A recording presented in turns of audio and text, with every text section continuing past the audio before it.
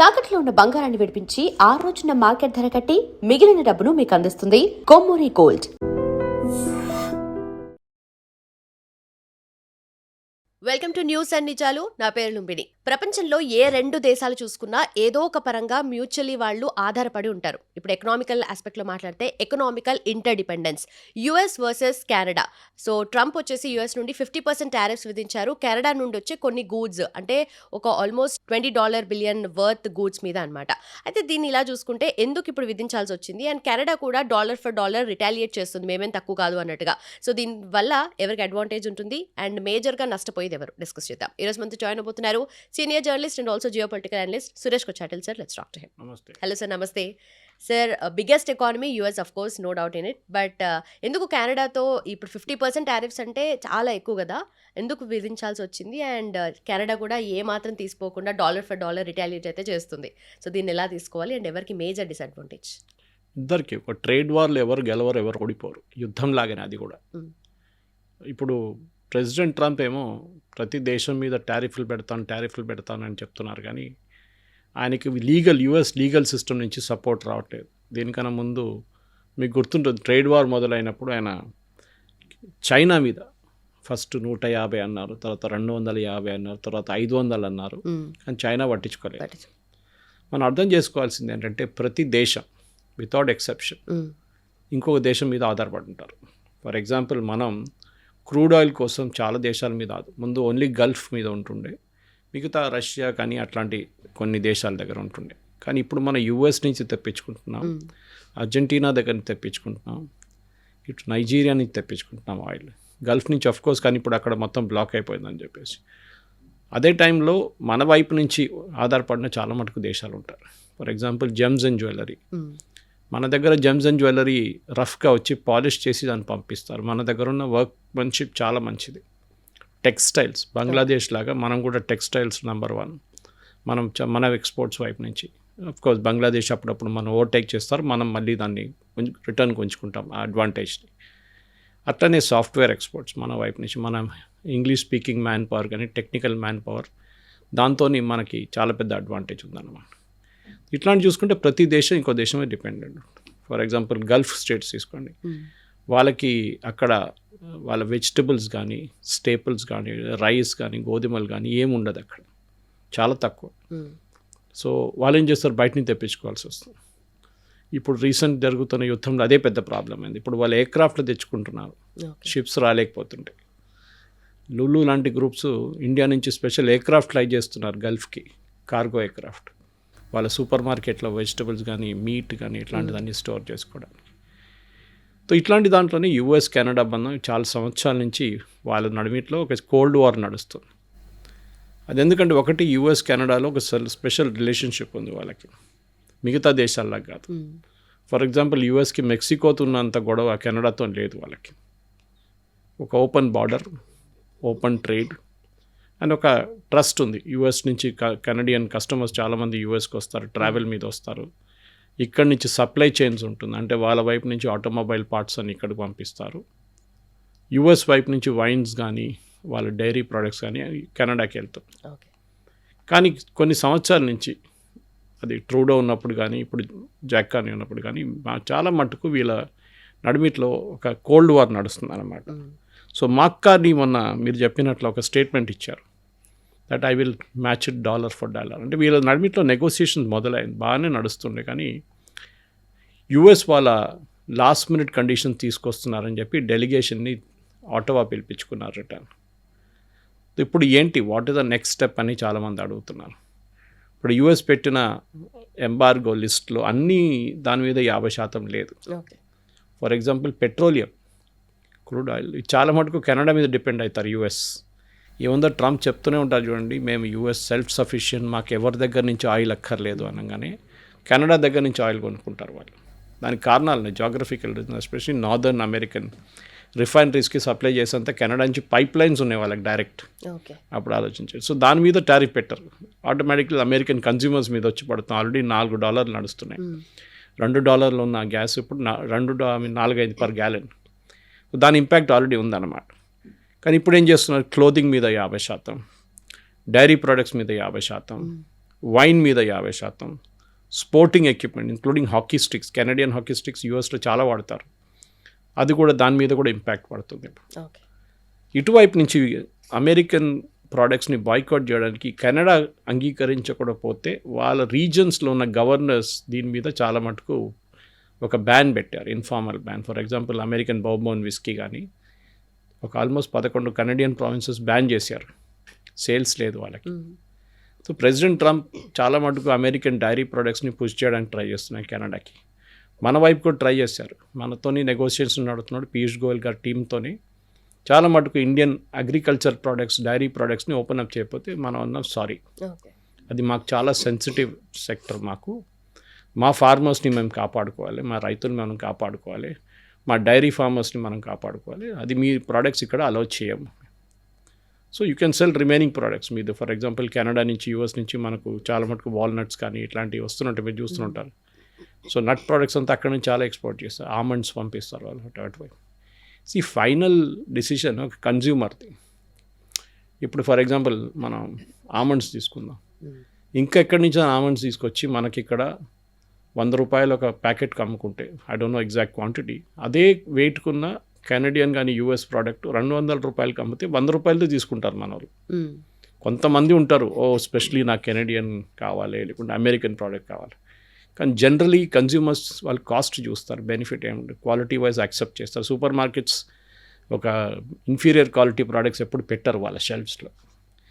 ఇప్పుడు దీంతో ఎవరికి నష్టం? నేను చెప్పాను చూడండి, ఈ ఒక టారిఫ్ వార్లో అందరికీ నష్టమే. సో కెనడియన్ కంపెనీస్కి ఆల్మోస్ట్ 90,000 ఉద్యోగాలు పోతాయంటారు చెప్తున్నారు వాళ్ళు.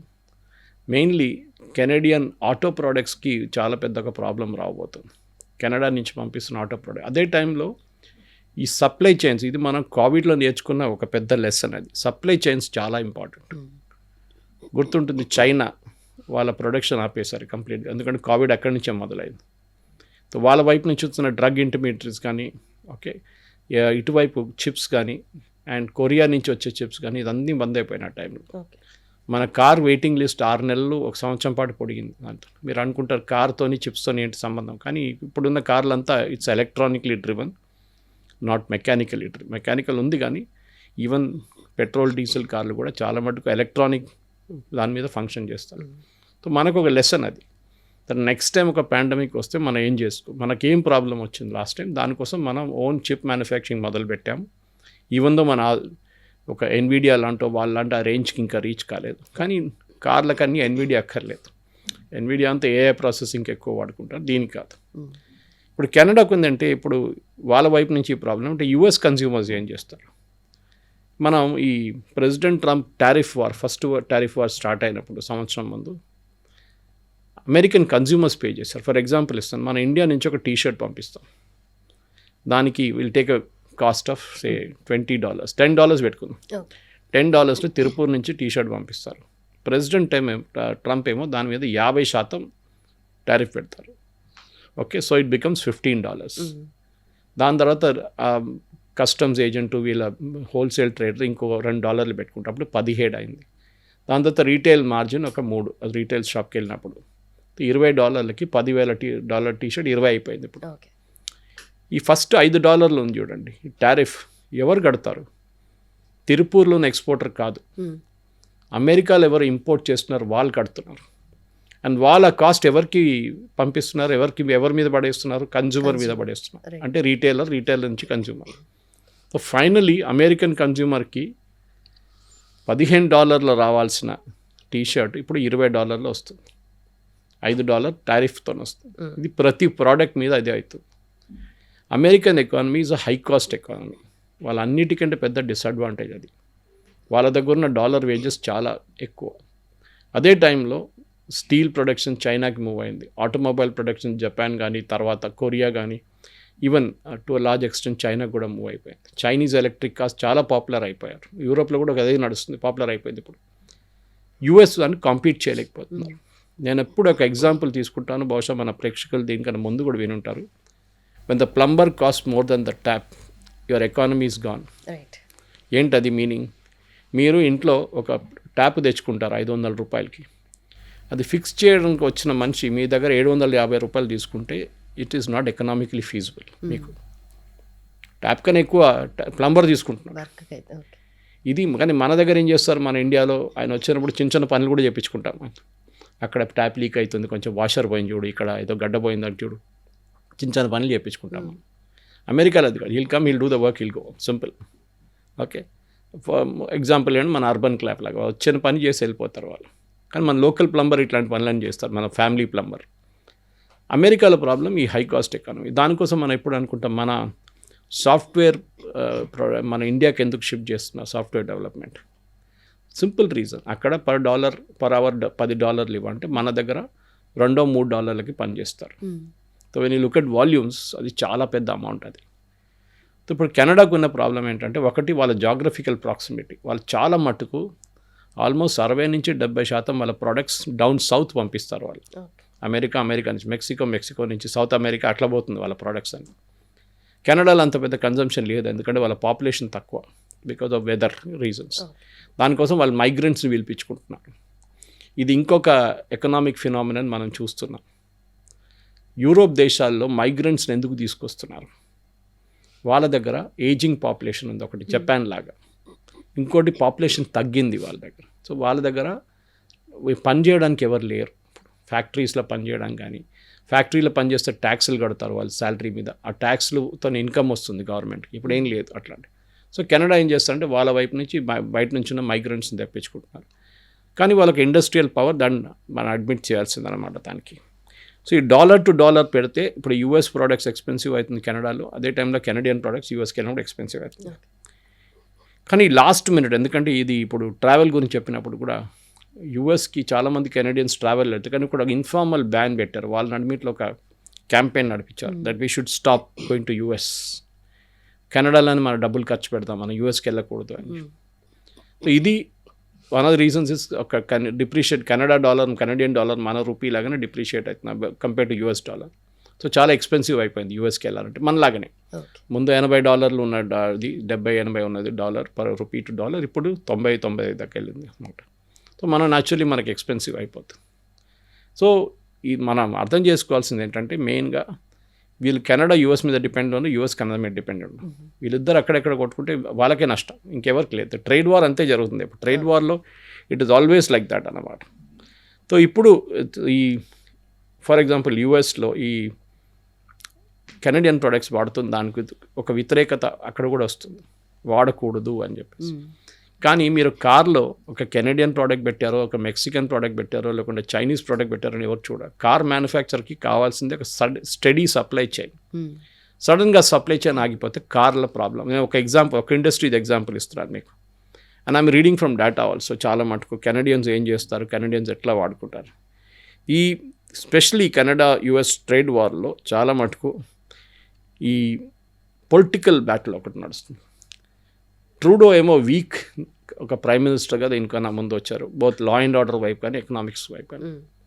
అండ్ ప్రెసిడెంట్ ట్రంప్ ఎప్పటి నుంచో చెప్తున్నారు, కెనడాని మేము యూఎస్ 51st స్టేట్ చేసేస్తాము, 51st స్టేట్ చేసేస్తాం, and I will make Trudeau the governor of that state అని. అది కెనడియన్స్కి నచ్చట్లేదు. ఎవరైనా కానీ, ఏ దేశమైనా కానీ, రేపు మిమ్మల్ని వచ్చి నేను టేక్ ఓవర్ చేస్తున్నా, గ్రీన్లాండ్స్ ప్రజలు కూడా, అక్కడ ఎక్కువ మంది లేదు గ్రీన్లాండ్స్లో ఇప్పుడు. కానీ ఈ ప్రెసిడెంట్ ట్రంప్ ఏమో దీని మీద ఒక 50% నేను డ్యూటీ పెడతాను, కానీ ఈ డెడ్ లైన్తోని టాక్స్ కూడా అక్కడే బ్రేక్ డౌన్ అయిపోయింది అనమాట. ఇన్ఫ్యాక్ట్ డెలిగేషన్ వెళ్ళిపోయారు, అక్కడి నుంచి రిటర్న్ వెళ్ళిపోయారు. ఈ కెనడియన్ గవర్నమెంట్కి ఇప్పుడున్న సొల్యూషన్స్ ఏంటి? ఒకటి, వాళ్ళు బయట మార్కెట్స్కి వెళ్ళాల్సి వస్తుంది, they have to look at markets out. కానీ యూఎస్కి షిఫ్ట్ చేయడానికి చాలా ఈజీ, ల్యాండ్ బార్డర్ కదా. పెద్ద పెద్ద ట్రక్స్లో daily thousands of trucks Canada నుంచి యూఎస్కి వస్తుంది. అది ఆగిపోతుంది ఇప్పుడు చాలా మటుకు. ఇంకోటంటే ఈ టోన్ కూడా, వీళ్ళు నడిమిట్లు ఇద్దరు మాట్లాడుతున్న టోన్ కూడా మారిపోయింది, కొంచెం అగ్రెసివ్ టోన్ వచ్చేసింది. దీనికన్నా ముందు చాలా ఫ్రెండ్లీగా మాట్లాడుతుండే అన్నమాట. సో ఈ యుఎస్ దాంట్లో ఫర్ ఎగ్జాంపుల్ ఈ aluminium one of the major Canadian exports అన్నమాట. కెనడియన్ స్టీల్ అండ్ అల్యూమినియం యూఎస్కి వెళ్తుంది. అండ్ యూఎస్ ఏమో ఆల్రెడీ వాళ్ళ ఇండస్ట్రీ, లోకల్ ఇండస్ట్రీ చాలా మటుకు దెబ్బతిన్నది. అని చెప్పాను చూడండి, చైనా గురించి. చైనా తీసుకెళ్ళిపోయారు మొత్తం స్టీల్ ప్రొడక్షన్. సో ఒక టైంలో యూఎస్ ట్రేడ్ యూనియన్ అన్నిటికంటే పవర్ఫుల్గా ఉండేది 2 ఇండస్ట్రీస్, ఒకటి కార్ అండ్ ఒకటి స్టీల్. కానీ వాళ్ళు నెగోషియేట్ చేసి శాలరీ పెంచుకొని పోయి లాస్ట్లో అన్కాంపిటేటివ్ అయిపోయారు వాళ్ళు. దాంతో ఇండస్ట్రీ మూతపడదు complete. They taken the industry out అన్నమాట టోటల్. ఇప్పుడు కెనడియన్ అల్యూమినియం అండ్ స్టీల్ని 50 నుంచి 20% తగ్గించడానికి ట్రై చేస్తారు కెనడా. అది యుఎస్ ఒప్పుకోలేదు. కానీ బహుశా ఇంకా ముందుకెళ్తూ మాట్లాడుతూ ఒప్పుకో. నెక్స్ట్ ఏమో కెనడియన్ ఆటో ప్రోడక్ట్స్ ఇప్పుడు మనం చూస్తున్నాం. Finished auto and auto products అది 25 నుంచి 15% తగ్గించడానికి ట్రై చేస్తున్నారు. అది కాకుండా ఇప్పుడు అదే టైంలో యుఎస్ ఏమంటారు, మీకు ఇది ఇవ్వాలంటే మీ వైపు ఆల్కహాల్, యుఎస్ ఆల్కహాల్, బోబన్ లాంటి ఆల్కహాల్ మీరు విస్కీ బ్యాన్ చేశారు కదా, అది మీరు లిఫ్ట్ చేయండి, అప్పుడు మేము ఇది కూడా లిఫ్ట్ చేస్తాం. So it's a quit pro co land. అది మీరు చేస్తే నేను చేస్తాను అనమాట. ఇది డెఫినెట్గా మన వైపు నుంచి మనతో నెగోషియేట్ చేసినప్పుడు మనం నేర్చుకున్న ఒక లెసన్ ఇది.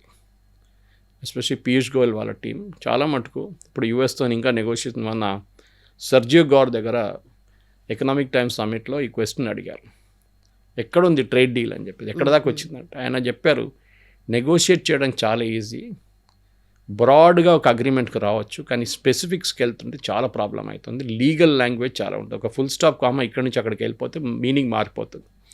ఒక పర్సంటేజ్, ఒక 0.5% అక్కడిక్కడ పోతే ద ఎంటైర్ మీనింగ్ చేంజ్ చేస్తారన్నమాట. సో అది ఆ చెకింగ్ నడుస్తుంది ఇప్పుడు, దాని టైం పడుతుంది. అది అయినాకనే మనం ట్రేడ్ వార్ చేద్దాం, ట్రేడ్ డీల్ సైన్ చేద్దామని.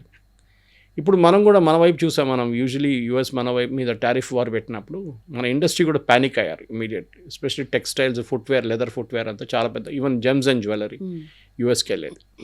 సో ఎందుకు అంటే మనం కూడా వాళ్ళ మీద డిపెండెంట్. మన మార్కెట్ సైజ్ ఉంది కానీ మనకన్నా ఎక్కువ మార్కెట్ సైజ్ వాళ్ళ దగ్గర ఉంది. మనం పర్ టీషర్ట్కి పే చేసే వాల్యూ కన్నా వాళ్ళు ఒక 200% ఎక్కువ పే చేస్తారు. ఆబ్వియస్లీ వాళ్ళ ఎర్నింగ్ కెపాసిటీ ఎక్కువ ఉందన్నమాట. సో ఈ యుఎస్ కెనడా నడిమిట్లో ఉన్నది అప్రోచ్ 70% నేను చెప్పాను చూడండి, సౌత్కి పంపిస్తారు కెనడా. ఇప్పుడు అది ఆగిపోతే పెద్ద ప్రాబ్లం కెనడాకి. And that is where Canadian prime మినిస్టర్కి పొలిటికలీ ట్రూడో ఒకసారి ఈ లాస్ట్ ఎలక్షన్ ఓడిపోవడానికి కారణం వాజ్ ఎకానమీ. ఒకటి లా అండ్ ఆర్డర్ ఉండే, రెండోది ఎకానమీ ఉండే. ఎకానమీ గ్రో కావట్లేదు కెనడియన్ ఎకానమీ. వాళ్ళు కూడా యూఎస్ లాగా చాలా మటుకు బయటికి పంపించడానికి ట్రై చేస్తున్నారు అని చెప్పాను చూడండి. వాళ్ళ లోకల్ కన్జంప్షన్ ఎక్కువ లేదు. మనకు అట్లా కాదు. మనకి 140 కోట్ల మంది పాపులేషన్ ఉన్నారు. మన కన్జంప్షన్ చాలా పెద్దది. ఫర్ ఎగ్జాంపుల్ మన దేశంలో మొబైల్ ఫోన్ అమ్మడానికి ఈజీగా ఉంటుంది, కానీ అదే టైంలో మీరు ఒక స్వీడన్, నార్వేకి వెళ్తే మీ సేల్స్ అంతే ఉంటుంది, చాలా తక్కువ ఉంటుంది.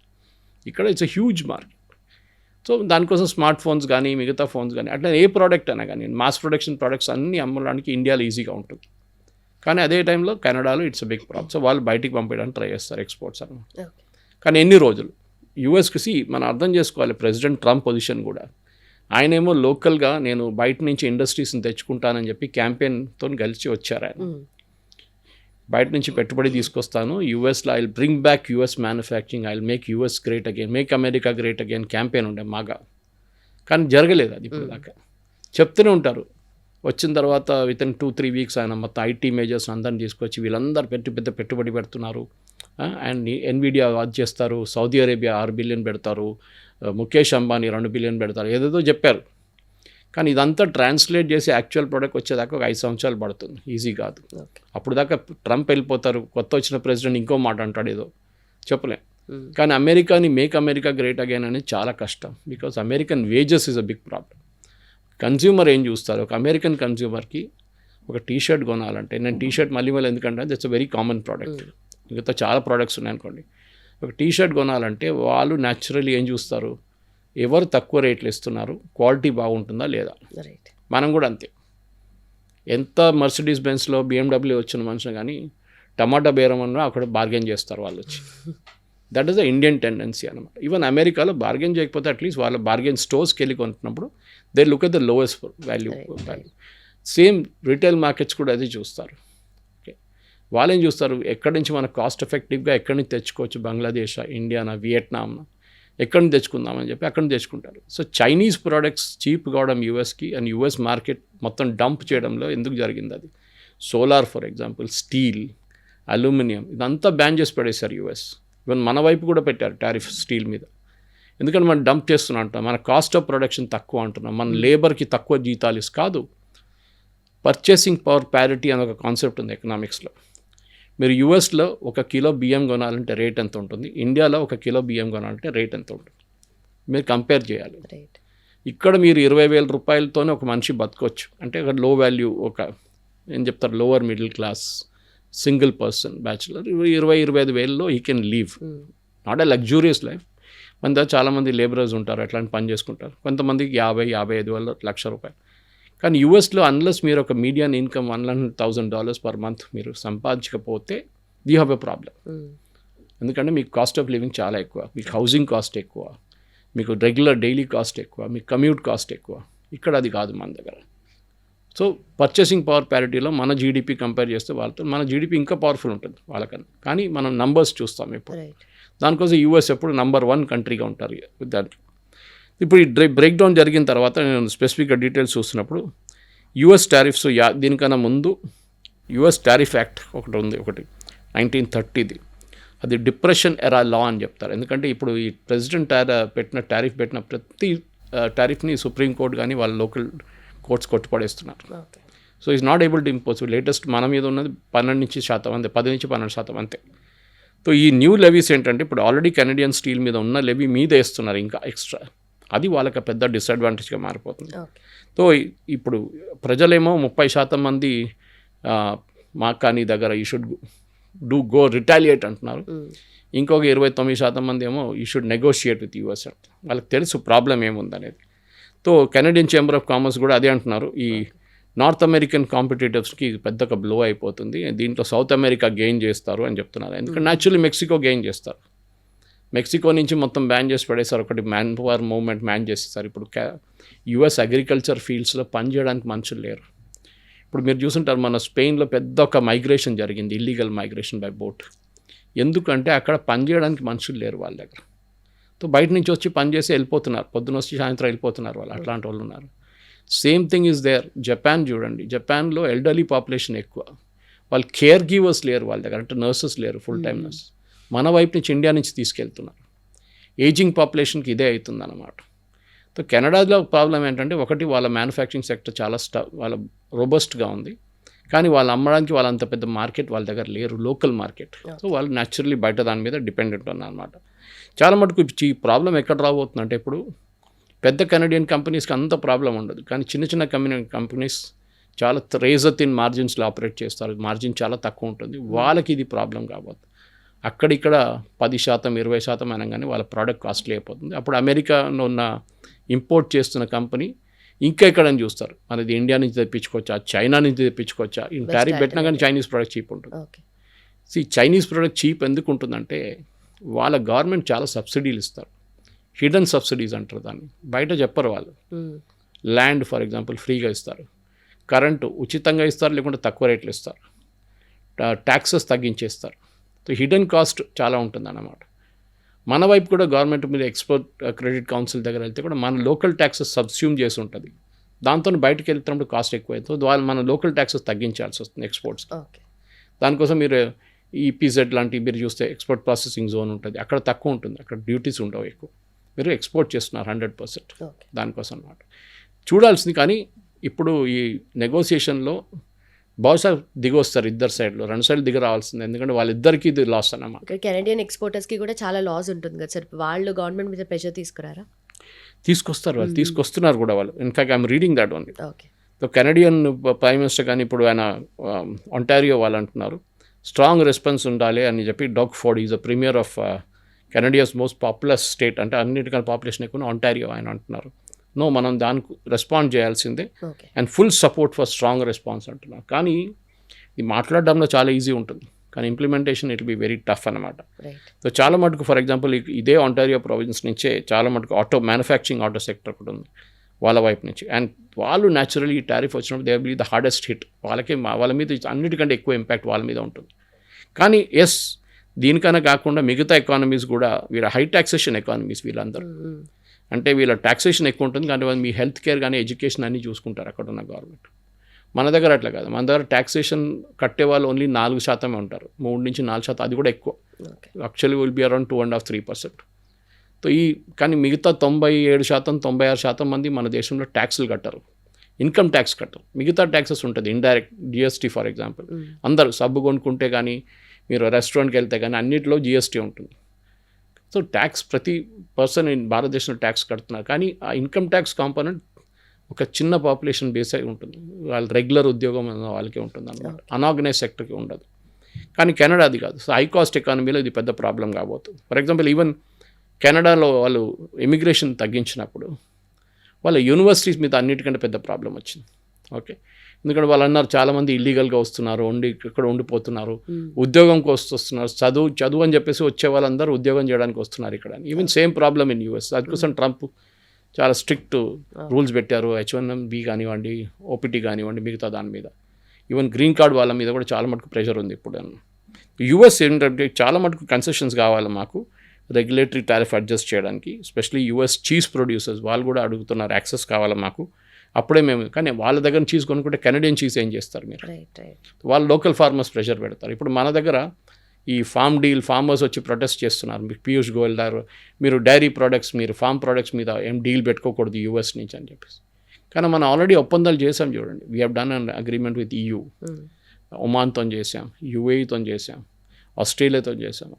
ఎక్కడ మన డైరీ సెక్టర్ కానీ మన ఫార్మింగ్ సెక్టర్ని ఓపెన్ అప్ చేయలేదు మనం. ఎందుకంటే మన దేశంలో 65 నుంచి 70% మంది ఫార్మింగ్ సెక్టర్లో ఉన్నారు. అండ్ మన బయట నుంచి బియ్యం తెచ్చుకొని గోధుమలు తెచ్చుకుంటే ఈ మార్కెట్ ఏమవుతుంది? వీళ్ళకి మార్కెట్ ఉండదు, రేపు కంప్లీట్గా కొలాప్స్ అయిపోతుంది. సో ఇది మనం కేర్ఫుల్గా ఉండాలన్నమాట. ఇప్పుడు యాజ్ మచ్ అస్ మన దగ్గర ఉన్న బాస్మతి రైస్ ఫర్ ఎగ్జాంపుల్ మనం బయటికి ఎక్స్పోర్ట్ చేస్తాం, దుబాయ్ కానీ, యూఎస్లో కానీ, యూరోప్లో కానీ. మన కన్జ్యూమర్స్ అక్కడ ఉన్నారు, ఇండియన్ కన్జ్యూమర్స్ స్పెషల్లీ. పాకిస్తాన్ అదే బిజినెస్లో ఉన్నారు, కానీ పాకిస్తాన్ క్వాలిటీ కొంచెం తక్కువ. వాళ్ళది ఒక స్మెల్ ఉంటుంది వాళ్ళ రైస్లో, జాస్మిన్ స్మెల్ లాగా, అది కొంతమందికి నచ్చదు. సో ఇండియన్ బాస్మతికి అప్పుడు కూడా మార్కెట్ ఉంటుంది అన్నమాట. మన ప్రోడక్ట్స్ని ప్రొటెక్ట్ చేసుకోవాలి. ఫుట్వేర్ ఫర్ ఎగ్జాంపుల్, లేదా మన టాయ్ ఎక్స్పోర్ట్స్, ఇవాళ చదువుతున్న టాయ్ ఎక్స్పోర్ట్స్ రికార్డ్ అయ్యి తెలంగాణ కూడా దాంట్లో చాలా మటుకు బెనిఫిట్ అయిందని చెప్పేసి. కొండపల్లి కానీ మిగతా ప్లేసెస్లో టాయ్స్ ఉంటుంది చాలా మటుకు. అర్థం చేసుకోవాలంటే ప్రతి దేశం ఇప్పుడు ఒక ట్రేడ్ నెగోషియేటర్గా మారిపోయారు. ప్రతి దేశానికి ఎక్స్పోర్ట్ చేస్తేనే మనం బతకొచ్చు. ఫర్ ఎగ్జాంపుల్ మన వైపు నుంచి మన సాఫ్ట్వేర్ ఎక్స్పోర్ట్ గురించి మాట్లాడతాం, మనం టాయ్ ఎక్స్పోర్ట్స్ గురించి, మన డిఫెన్స్ ఎక్స్పోర్ట్స్ 760 కోట్లు ఉన్న డిఫెన్స్ ఎక్స్పోర్ట్స్ ఇప్పుడు 38,000 కోట్లు అయిపోయింది 10 సంవత్సరాల్లో. సో వీఆర్ కాన్సన్ట్రేటింగ్, అక్కడ ఎక్కువ ఉద్యోగాలు వస్తాయి మనకు అనమాట. సో ఇది మన వైపు నుంచి. ఇప్పుడు మనం ఫర్ ఎగ్జాంపుల్ మారుతి వెహికల్స్ ముందు కూడా మనం పంపిస్తుండే ఇక్కడి నుంచి. సుజుకి వచ్చిన తర్వాత హీరో హోండా కానీ, ఇప్పుడు హీరో మోటార్స్ అయిపోయారు వాళ్ళు కూడా బయటికి పంపిస్తున్నారు, ఎక్స్పోర్ట్ చేస్తున్నారు. మన ఆటోస్ బజాజ్ వైపు నుంచి ఉన్న ఆటోస్ ఎక్స్పోర్ట్ చేస్తున్నాం మన థర్డ్ వరల్డ్ కంట్రీస్కి. ఇది మన వైపు నుంచి జరుగుతుంది. అదే టైంలో high cost economies north and south America నడిమిట్లో ఆ ప్రాబ్లం ఉంది. సో ప్రెసిడెంట్ ట్రంప్ ఆయన సెల్ఫిష్ మోటివ్. ఆయనకి ఏంటంటే మళ్ళీ అనేది అంటున్నారు, యూఎస్ ప్రజలకి బెనిఫిట్ ఉండాలి. కానీ ప్రాబ్లం ఏంటంటే మూమెంట్ ఇప్పుడు టారిఫ్ ఇదే ప్రజలకి ప్రాబ్లం వస్తుంది. ఇది ఆయన అర్థం చేసుకోవడానికి రెడీగా లేరు. ముందు ఈవెన్ ఇరాన్ వార్ స్టార్ట్ అయినోడు అన్నారు, అదంతా అయిపోతుంది 2 వారాల్లో. దాని తర్వాత it will fall like a stone అన్నారు. ఫ్యూయల్ రేట్స్ స్టోన్ పోయి ఇప్పుడు ఫ్లోట్ అవుతుంది, అది ఇంకా పడలేదు. రేట్ ఎక్కువ అవుతుంది, రేట్ $4 వెళ్ళిపోయింది. And he will lose the election, mid term polls ఓడిపోతారు వాళ్ళ పార్టీ. కానీ హీఈస్ రెడీ ఫర్ ఇట్ అని అంటున్నారు. ఎస్ ఐఎమ్ రెడీ ఫర్, అని ఇంకా చాయిస్ లేదు. సో ఒకవైపు మీరు టారిఫ్లు పెడుతున్నారు, చైనా మీద అది చేస్తాను ఇది చేస్తాను, మళ్ళీ అదే చైనాతో వెళ్ళి ఒప్పందం చేసుకుంటారు ఆయన. అదే చైనాకి ఎన్విడియా చిప్స్ ఇవ్వద్దు, వాళ్ళు ఏఐలో ముందుకు వెళ్ళిపోతారని చెప్తున్నారు. మళ్ళీ అదే చైనా వాళ్ళ చిప్సే తయారు చేసుకుంటున్నారు. ఇంగ్లీష్లో అంటారు necessity is the mother of invention అని. ఓకే, మీకు ఏదైనా ప్రాబ్లం వస్తే మీరు ఒక సొల్యూషన్ కనుక్కుంటారు దానికి. మన మీద యుఎస్ శాంక్షన్స్ పెట్టారు, మీకు గుర్తుండే ఫస్ట్ ఇందిరాగాంధీ టైంలో అది పోఖ్రాన్ బ్లాస్ట్ చేసినప్పుడు, అండ్ సెకండ్ టైం వాజ్పేయి గారి హయాంలో కంప్లీట్ ఇంక్లూడింగ్ జపాన్ మన మీద టారిఫ్లు పెట్టారు, శాంక్షన్స్ పెట్టారు. ఏం కొనలేం మనం బయట నుంచి. దాంతో ఏమైంది, మనం క్రయోజెనిక్ ఇంజిన్ మనమే తయారు చేసుకున్నాం. We developed a lot of product. George Fernandes గారి టైంలో కోకోకోలా మీద ప్రొహిబిషన్ పెట్టారు, ఎందుకంటే వాళ్ళు ఫార్ములా డిస్క్లోజ్ చేయలేదని చెప్పి. సో కోకోకోలా ఇండియన్ మార్కెట్ నుంచి కొన్ని సంవత్సరాలు మాయమైపోయారు. ఆ టైంలో థమ్స్అప్ వచ్చింది, లోకల్ ప్రోడక్ట్ ఏమింటుందో మార్కెట్ అనమాట. వాళ్ళు డెవలప్ అయ్యారు. ఇప్పుడు కూడా Thums Up out cells coke. Even though coke వాళ్ళు కొనుక్కున్నారు ఆ బ్రాండ్ని, అప్పుడు కూడా Thums Up is better brand than coke అనమాట నంబర్ వైజ్ సేల్స్లో. సో ఇది మనం అర్థం చేసుకోవాలి, లోకల్ ఆల్టర్నేటివ్స్ ఉంటుంది. కెనడాకి ఆ ఛాన్స్ లేదు, ఎందుకంటే వాళ్ళ వైపు నుంచి కన్జ్యూమింగ్ పవర్ చాలా తక్కువ, బయటకు ఎక్స్పోర్ట్ చేయాల్సి. సో బహుశా వాళ్ళు కొత్త మార్కెట్స్ చూసుకోవాల్సి వస్తుంది. కానీ ఈ చెప్తాను devil is in the distance అంటారు, డిస్టెన్స్లో ఉంది అది మొత్తం ప్రాబ్లం. డిస్టెన్స్ చాలా ఎక్కువ. వాళ్ళు యూరోప్కి వెళ్ళాలన్నా లేకుంటే ఏషియాకి రావాలంటే డిస్టెన్స్ చాలా ఎక్కువ. సో వియట్నాం కానీ మనకు థాయిలాండ్ కానీ వీళ్ళు తక్కువ ఉంటే వాళ్ళ దగ్గర నుంచి కొనుక్కుంటారు, మనకు కావాల్సింది. అంత దూరం ఎందుకు వెళ్ళాలని చెప్పేసి. So that is why problem అని. సో వీళ్ళిద్దరు కూర్చొని కానీ ఈగో ప్రాబ్లం అని. ప్రెసిడెంట్ ట్రంప్ కానీ మాక్ కానీ ఈగో ప్రాబ్లం. వీళ్ళేమో నేనే పవర్ఫుల్ అంటారు, ఆయనేమంటే నేనే పవర్ఫుల్ అంటారు. సో వీళ్ళిద్దరు నడిమిట్లో ఈ ఒక కన్ఫ్యూజన్ క్లియర్ చేయడానికి టైం పడుతుంది. సో బహుశా ఒక వారాల్లో 2 వారాల తర్వాత మళ్ళీ కూర్చొని మాట్లాడతారు బహుశా వీళ్ళిద్దరు. And US Iran war status ఏంటి సార్? ఇక్కడ కూడా ఎవరైతే ఇరాన్కి సపోర్ట్ చేస్తారో వాళ్ళ మీద మేము టారిఫ్స్ విధిస్తాము, శాంక్షన్స్ విధిస్తాం స్పెషల్లీ, అండ్ ఆల్సో బాంబ్ వేస్తాము అని చెప్పేసి ట్రంప్ అంటున్నారు. సో ఇది జరగదు. ఎందుకంటే ఒకటి ఇరాన్ అంటున్నారు, ఎవరైనా ఈ అమెరికన్ శాంక్షన్స్కి వెళ్తే వాళ్ళ మీద మేము బాంబ్ వేసేస్తామంటున్నారు Iran. We will target them అంటున్నారు. యుఎస్ ఏమంటున్నారు, వీళ్ళ మీద శాంక్షన్ పెట్టాలని. కానీ ఈ శాంక్షన్స్ వర్క్ కాదు.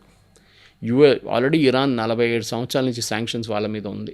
అప్పుడు జిమ్మీ కార్టర్ టైం నుంచి ఇప్పుడు దాకా దాని మార్పులు రావు ఇక్కడ.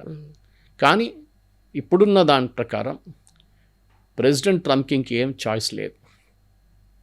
ఈ టారిఫ్ ఒక్కటే ఉంది. ఆయన చైనా ఇప్పుడు కెనడాతో చేసినట్లయినా ఇరాన్తో శాంక్షన్స్ పెడుతున్నారు.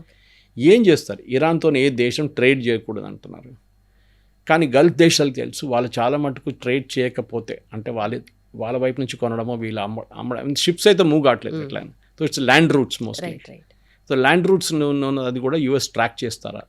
ఫర్ ఎగ్జాంపుల్ కరాచీ పోర్ట్ నుంచి చాలా మటుకు ఇరానియన్ ప్రోడక్ట్స్ కరాచీకి వచ్చి కరాచీ నుంచి ట్రక్లో వెళ్తుంది అది ఇరాన్ వైపు. యూఎస్ దాన్ని ఆపుతారా? పాకిస్తాన్ మీద శాంక్షన్స్ పెడతారా? ఇది మనం అడగాల్సిన ప్రశ్న అనమాట. సో మీరు చూస్తుంటారు ఇప్పుడు ఎందుకు జరిగింది. ఫర్ ఎగ్జాంపుల్ కువైత్ జరిగినప్పుడు, కువైత్ వార్ ఎందుకు జరిగింది?